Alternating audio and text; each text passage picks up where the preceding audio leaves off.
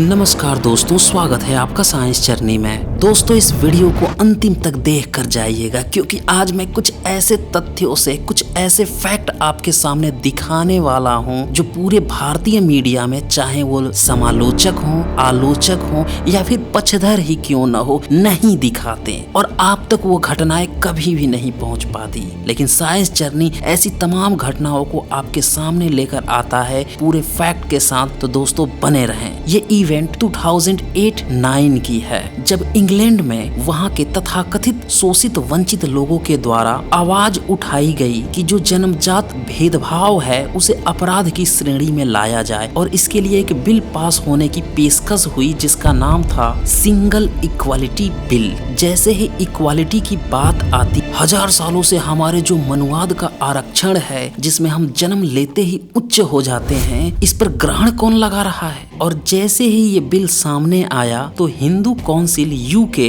उसने तुरंत रिएक्शन दिखाया। डॉक्टर राज पंडित शर्मा ने द कास्ट सिस्टम नाम से एक रिपोर्ट जारी कर दी और इस रिपोर्ट में उसने कुछ इस तरह के आर्गुमेंट दिखाने की कोशिश की कि नहीं देखो, हमारे यहाँ जातिगत भेदभाव होता ही नहीं है, कर्म से जातियां बनती हैं, जन्म से नहीं। भारत में न जाने कितने महापुरुष हुए जो जन्म से कुछ और थे, कर्म से कुछ और थे। और इस तरह की तमाम फर्जी बातें, चेरी पिकिंग श्लोक दिखाकर उसने वहां के इंटेलेक्चुअल्स को कन्विंस करने की कोशिश की कि जातिगत भेदभाव तो है ही नहीं हमारे यहाँ ब्राह्मण धर्म में। दरअसल ब्राह्मण जातिगत भेदभाव को मेंटेन करने के लिए उसके ऊपर एक खोल चढ़ा देता है। सबसे पहले वो आगे खड़ा हो जाता है यह बताने के लिए कि नहीं, जातिगत भेदभाव तो होता ही नहीं है। और यही किया इस डॉक्टर राज पंडित शर्मा ने। ये रिपोर्ट पूरी तरह से झूठ का पुलिंदा थी और आजकल आप जितने भी सोशल मीडिया में इस तरह की बातें देखते हैं जो ये बताते हुए प्रचारित करते फिरते हैं कि नहीं, जन्म से नहीं, कर्म से जातियां बनी हुई हैं। इन सब का source of information Hindu council of UK द्वारा प्रसारित ये रिपोर्ट थी जिसका नाम था द कास्ट सिस्टम। लेकिन ये 21वीं सदी है, अब ये वो दौर नहीं रहा जब ये कुछ भी कह के निकल जाते थे, कुछ भी हमारे ऊपर थोप देते थे। अब आज की डेट में भारतीयों में बाबा साहब, बुद्ध, फूले, पेरियार जैसे महापुरुषों का खून रगों में दौड़ रहा है। ये कहाँ चुप बैठने वाले थे।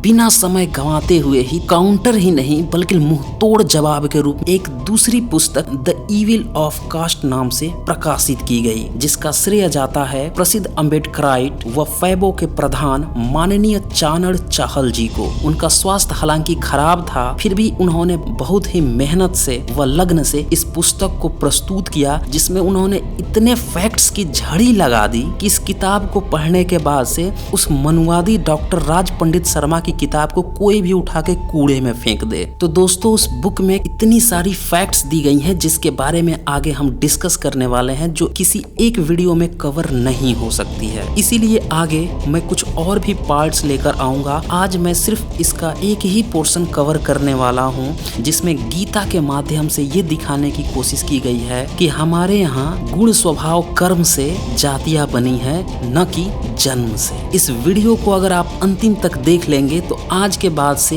कोई भी चुन्नू मुन्नू का भाई नुन्नू भी ये बात नहीं कह पाएगा कि गुण स्वभाव कर्म से जातियां बनी है। मैं स्पेशल थैंक्स कहना चाहूंगा डॉक्टर सुरेंद्र अज्ञात जी को, जिन्होंने इस पर एक विस्तृत किताब लिख डाली है। किताब का नाम है भाण में जाए जाति जन्मना व कर्मणा, यानी कि जाति जन्म से हो या कर्म से, दोनों ही सूरत में हमें जाति चाहिए ही नहीं, हम तो इसे उखाड़ फेंकने वाले हैं। और जो ढपोड़ संख ये कह रहा है कि नहीं, कर्म से जाति होता, हमें जाति कतई नहीं चाहिए, ये हमारे सभी दोस्त, भाई, बंधु, माता, बहनें सभी लोग अच्छी तरह से जान जाएं, हमें किसी भी सूरत में जाति चाहिए ही नहीं। तो ये जो डॉक्टर राज पंडित शर्मा ब्राह्मण ये क्या कहता है कि गीता में एक श्लोक है, चातुर्वर्ण्यम मया सृष्टम गुण कर्म विभागस, जो कि अध्याय 4 के 13 श्लोक में दिया हुआ है। जिसका अर्थ है अर्थात चातु वर्ण को मैं यानी कि भगवान ने गुण और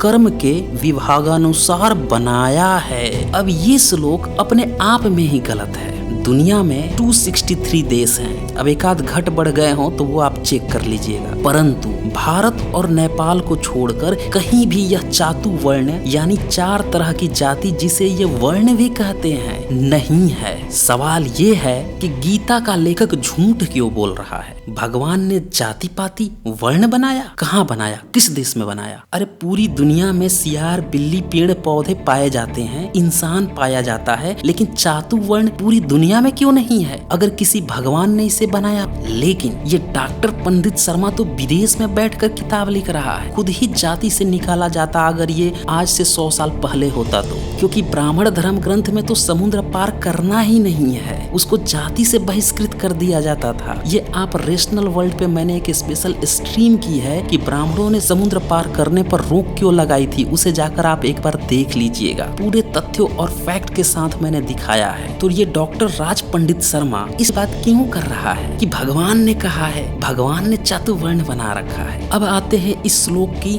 दूसरी बात पर जिसमें गुण की बात की गई है। सवाल यह है कि यह कौन सा गुण है जिसके अनुसार चातु वर्ण बनाने की दावा किया गया है? दरअसल ब्राह्मण ग्रंथों में प्रकृति के 3 गुण बताए गए हैं, सत्व, रज और तम। जब गुण 3 हैं तो वर्ण 4 कैसे?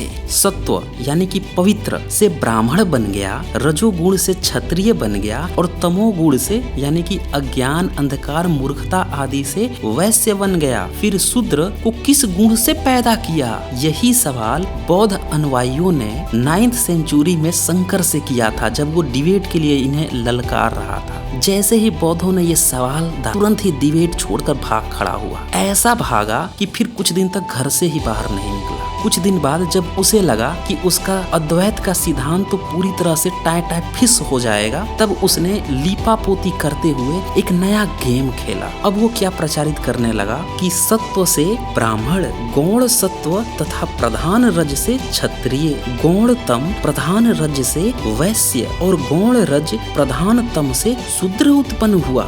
शंकर भाष्य देख लीजिए जो कि माधवाचार्य ने 14वीं सदी के करीब में लिखा है, ऐसा बताया गया है। दरअसल ये शंकर की लीपापोती है, या फिर गीता में तो ऐसा कुछ लिखा नहीं है, तो फिर सही कौन है? तो इस पर जो 21वीं सेंचुरी के संस्कृत के प्रकांड विद्वान हैं डॉक्टर सुरेंद्र अज्ञात, उनकी किताब इसी भाड़ में जाए जाति जन्मना व कर्मणा से ही मैं दिखा देता हूँ। वो इसी पर टिप्पणी करते हुए लिखते हैं कि यह सारे का सारा फॉर्मूला शंकराचार्य की अपनी कपोल कल्पना है, गीता में इसका कुछ भी आधार नहीं है। शंकर ने यह फॉर्मूला गीता में कहीं इस दूसरी अखरने वाली बात पर लीपापोती के लिए गढ़ा है, अतः गुणों के आधार पर चातु वर्ण की बात एकदम बेकार है। देखा आपने, गीता के श्लोक में इस तरह की कोई बात ही नहीं है और ये शंकर खुद से ही लीपापोती करके बता दिया। अब जब इस गुणों की बात पूरी तरह से नंगी हो गई, तब कुछ नौ सनातनी, अब नौ सनातनी क्यों? क्योंकि इन तथाकथित ब्राह्मणों का 1000 साल से पुराना अपना कल्चर सभ्यता ही नहीं है, इसे नौ सनातनी कह सकते हैं। और एक और चुन्नू मुन्नू नुन्नू टाइप के एक आए हुए हैं जिनका नाम है इस्कॉन। इनका इतिहास तो 50, 60, 70 साल भी पुराना नहीं के लोग क्या प्रचारित कर रहे हैं कि चातु वर्ण हर व्यक्ति के व्यक्तिगत गुणों के आधार पर,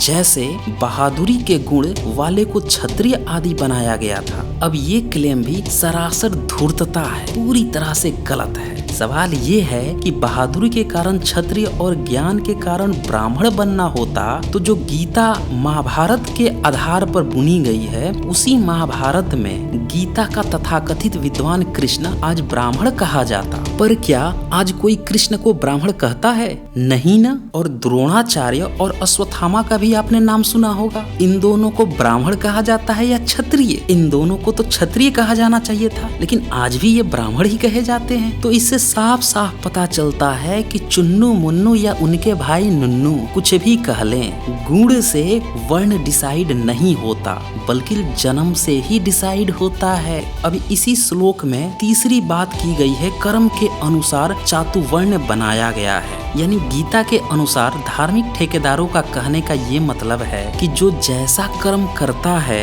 उसकी वही जाति बन जाती है, जबकि ये बात भी पूरी तरह से सरासर 100% गलत है। अगर ऐसा होता तो ब्राह्मण धर्म में जन्म लिया हुआ परशुराम क्षत्रियों का गुरु होना चाहिए था, लेकिन वो तो सिर्फ ब्राह्मणों को पढ़ाता था। ब्राह्मण जैसा गीता प्रवचन करने वाला कृष्ण भी क्षत्रिय न होकर ब्राह्मण कहा जाता, द्रोणाचार्य ब्राह्मण न होकर क्षत्रिय कहलाता और कर्ण एकलव्य शूद्र न होकर क्षत्रिय बन जाते, लेकिन आज भी ये शूद्र ही है। अतः पंडित शर्मा ने जिस गीता श्लोक का उदाहरण देकर ये साबित करने की कोशिश की कि जाति वर्ण कर्म से होता है, ये उनका सिगुफा भी पूरी तरह से टाए टाए फिस हो गया। दरअसल इस घटना से ये भी पता चलता है कि ब्राह्मण अपने मनुवादी आरक्षण को बरकरार रखने के लिए किसी भी निचले स्तर तक भी गिरकर झूठ बोलते हैं। जिन विदेशों में बैठकर वहाँ का इनको सेकुलरिज्म पसंद आता है, वहीं पे जैसे ही इक्वालिटी की बात आती है, जैसे ही जन्मजात भेदभाव को अपराध बनाने की बात आती है, तैसे ही इनका मनुवादी कटोरा सामने आ जाता है। इसे कहते हैं आरक्षण। हालांकि इस टॉपिक पे अभी बहुत सारी बातें हैं। अगली वीडियो में मैं कुछ और ऐसे फैक्ट्स लेकर आऊंगा, जैसे शिवाजी, तुलसीदास,